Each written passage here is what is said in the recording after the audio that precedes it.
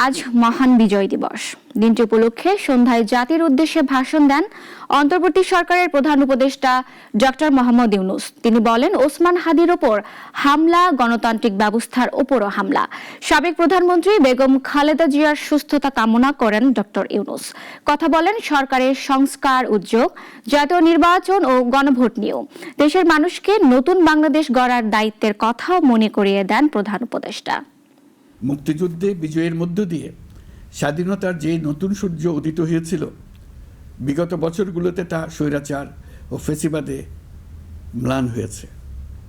জুলাই গণঅভ্যুত্থানের মধ্য দিয়ে আমরা আবারও একটি বৈষম্যহীন, দুর্নীতিমুক্ত, স্বাধীন ও সার্বভৌম গণতান্ত্রিক রাষ্ট্র ব্যবস্থা প্রতিষ্ঠার সুযোগ পেয়েছি।